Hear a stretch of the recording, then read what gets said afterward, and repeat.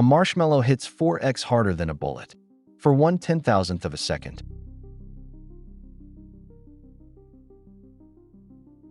Toss a marshmallow at someone. They laugh. Now fire a bullet. They don't. But here's the strange truth. At the exact instant a marshmallow hits a wall, the peak force can be 4 times higher than a bullet's. Same wall, higher force. So why does the marshmallow squish and the bullet wreck? The answer is hidden in one number called impulse. Physics has 2 ways of measuring a hit. The first is impulse, how much total momentum gets transferred. That depends on the mass of the object and how fast it's moving. A bullet has tiny mass but huge speed, so its impulse is real. A marshmallow has more mass than a bullet, but moves much slower, so the total impulse it delivers is actually lower. The second number is peak force. That's how hard the hit feels in any single instant, and peak force depends on something completely different: the deceleration time. If an object stops in a long time, force is spread out. If it stops in a tiny time, force spikes. Here's where it gets weird. A bullet penetrates. It keeps moving through fabric, through tissue, decelerating slowly across a few thousandths of a second. A marshmallow doesn't penetrate anything. It splats. The entire marshmallow comes to a complete stop in about 1/10,000th of a second, 20 times faster than the bullet stops. Same wall, shorter stopping time, higher peak force.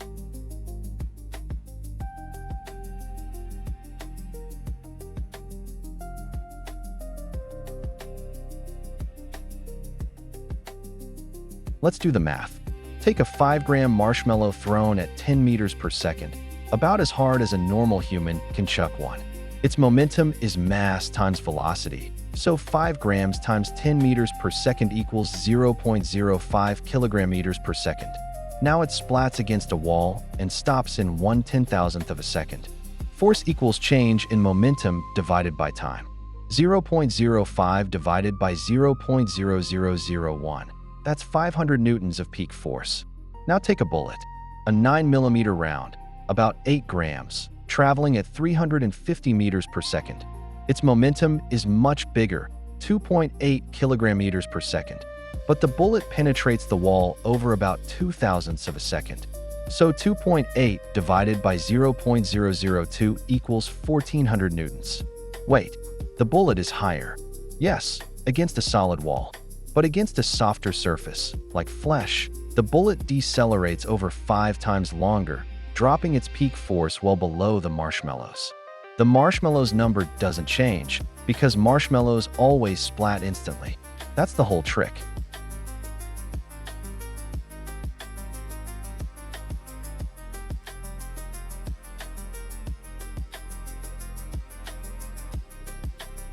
This isn't a marshmallow gimmick. It's the single most important principle in safety engineering. Car airbags, crumple zones, bicycle helmets, climbing rope, crash pads, every one of them does the same thing. Take an unavoidable change in momentum and stretch it across a longer time. Same impulse, lower peak force. A bicycle helmet doesn't reduce the speed your head was traveling at. Your head still goes from 20 miles per hour to 0. But the foam crushes over about 15 milliseconds instead of the half millisecond it would take if your skull hit the road directly. Force on the brain drops by a factor of 30. That's the difference between a headache and a fatal injury. Crash crumple zones do exactly the same math at a bigger scale. The front of your car is designed to deform over about 150 milliseconds.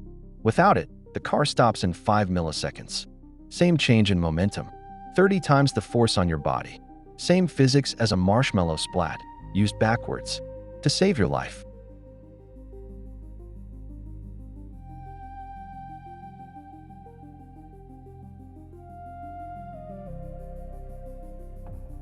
That's how a marshmallow can outpunch a bullet for 1/10,000th of a second.